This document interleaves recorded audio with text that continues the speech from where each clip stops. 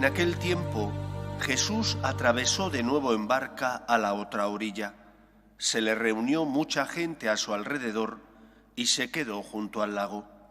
Se acercó un jefe de la sinagoga que se llamaba Jairo, y al verlo se echó a sus pies, rogándole con insistencia: «Mi niña está en las últimas. Ven, pon las manos sobre ella para que se cure y viva». Jesús se fue con él, acompañado de mucha gente que lo apretujaba. Había una mujer que padecía flujos de sangre desde hacía 12 años. Muchos médicos la habían sometido a toda clase de tratamientos y se había gastado en eso toda su fortuna. Pero en vez de mejorar, se había puesto peor. Oyó hablar de Jesús y, acercándose por detrás entre la gente, le tocó el manto, pensando que con solo tocarle el vestido se curaría. Inmediatamente la fuente de sus hemorragias se secó y notó que su cuerpo estaba curado. Jesús, notando que había salido fuerza de él, se volvió enseguida en medio de la gente preguntando: «¿Quién me ha tocado el manto?». Los discípulos le contestaron: «¿Ves cómo te apretuja la gente y preguntas: ¿quién me ha tocado?». Él seguía mirando alrededor para ver quién había sido. La mujer se acercó asustada y temblorosa al comprender lo que había pasado. Se le echó a los pies y le confesó todo. Él le dijo: «Hija, tu fe te ha curado, vete en paz». Todavía estaba hablando cuando llegaron de casa del jefe de la sinagoga para decirle: «Tu hija se ha muerto, ¿para qué molestar más al maestro?». Jesús alcanzó a oír lo que hablaban y le dijo al jefe de la sinagoga: «No temas, basta que tengas fe». No permitió que lo acompañara nadie, más que Pedro, Santiago y Juan, el hermano de Santiago. Llegaron a casa del jefe de la sinagoga y encontró el alboroto de los que lloraban y se lamentaban a gritos. Entró y les dijo: «¿Qué estrépito y qué lloros son estos? La niña no está muerta, está dormida». Se reían de él, pero él los echó fuera a todos y con el padre y la madre de la niña y sus acompañantes entró donde estaba la niña, la cogió de la mano y le dijo: «Talita cumi», que significa «contigo hablo, niña, levántate». La niña se puso en pie inmediatamente y echó a andar. Tenía 12 años y se quedaron viendo visiones. Les insistió en que nadie se enterase y les dijo que le dieran de comer a la niña. Palabra del Señor. Gloria a ti, Señor Jesús. Me gustaría centrarme hoy en este largo evangelio en un aspecto concreto del mismo.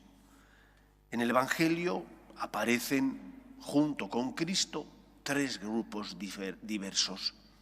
Por una parte, la mujer que sufría flujos de sangre desde hacía 12 años. Por otra parte, Jairo, el jefe de la sinagoga. Y por otra, sus discípulos. Con frecuencia dicen los evangelios que Jesús se llevaba a los 3, Santiago, Pedro y Juan, mientras que dejaba a los otros 9, los dejaba haciendo otras tareas. Los 3 grupos se comportan con Cristo con una relación de respeto absoluto y total. La mujer que sufría flujos de sangre se acerca a Cristo para tocarle el manto, pensando que con solo tocarle se va a curar. El jefe de la sinagoga suplica que Cristo cure a su hija y por lo tanto está necesitado, acude a pedir, pero no a exigir. Y los 9 que no van con Cristo aceptan que el Señor se lleve a los otros 3. No todo era felicidad en el grupo de los 12. Con mucha frecuencia narran los evangelios como entre ellos hay pelusa, entre ellos hay envidias. Los hijos del Zebedeo le piden a Cristo estar uno a la derecha y otro a la izquierda, y los otros 10 que han escuchado lo que les piden se enfadan. Y como eso, muchas ocasiones.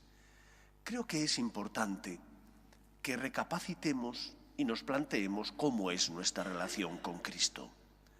Porque muchas veces, más que acudir a pedir porque estamos necesitados, pareciera que acudimos a exigir. Hablamos mucho de derechos y poco de deberes. ¿Con cuánta frecuencia escuchamos a personas que dicen: hace mucho que no me confieso, pero es que necesito comulgar? Si estás en pecado mortal, no puedes comulgar. La comunión no es un derecho, la comunión es un don, un regalo, al que se debe acudir habiéndose preparado debidamente. ¿Y cuál es la preparación que la Iglesia siempre ha enseñado que uno tiene que tener para poder recibir a Cristo? Estar en gracia de Dios. Es que le necesito mucho, no me cabe la menor duda de que le necesitas, pero si no estás en gracia, deberás hacer comunión espiritual y no acercarte a recibir el cuerpo y la sangre de Cristo porque no cumples el mínimo, las condiciones mínimas exigidas por la Iglesia. Haz ayuno, no comulgues, haz simplemente esa unión espiritual, pero no ultrajes el cuerpo de Cristo, puesto que no estás preparado para recibirle debidamente. En segundo lugar, cuando uno respeta a Dios, se acerca a Él con las debidas precauciones. El jefe de la sinagoga, que sabe que no tiene derecho, no exige, simplemente suplica, pide, porque está necesitado. Y si el Señor no se lo hubiera concedido, no se habría enfadado con él, porque sabía que no tenía derecho a pedir, que simplemente estaba necesitado y podía solicitar. ¿Cuántas crisis de fe se producen entre los cristianos porque no comprendemos debidamente esta situación? Exigimos, y si Dios no nos da lo que le hemos exigido, entramos en crisis. Pero es que Dios es tu siervo. ¿Es que el Señor te ha dicho que Él te va a dar todo lo que le pidas? Es un contrasentido. En lugar de respetar a Dios, muchas veces lo que hacemos es tratarle como un siervo o un esclavo. Y no lo es nuestro Señor, que por amor a nosotros entrega la vida de su Hijo para rescatar la nuestra, pero no tenemos derecho a tratarle como si fuera un cualquiera. Pide porque estás necesitado, pero pide como se debe pedir, es decir, suplicando, sin exigir, con la confianza de saber que Dios es tu Padre, pero a la vez con el respeto que le debes porque es el Todopoderoso. Y cuando no comprendas a Dios, haz un acto de fe, haz un acto en el que asumas que Él es más grande que tú y que por lo tanto no puedes comprender siempre sus planes. Cuando no comprenda a Dios, diré: soy un mero siervo, Él es el Señor, yo soy la criatura, me toca aceptar el misterio de que Dios es más grande que yo y no siempre puedo comprender sus planes. Pues que sea así en nuestra vida, para que de esa manera nos dejemos consolar por Cristo y no caigamos en esa crisis de fe que viene promovida por la soberbia que nos hace creernos iguales a Dios, y no lo somos. Somos criaturas elevadas a la condición de hijos adoptivos, pero criaturas al fin y al cabo que no tenemos derecho a exigir a nuestro Padre Dios. Él es el Señor, nosotros somos sus siervos. Que sea así en nuestra vida. Nos ponemos en pie.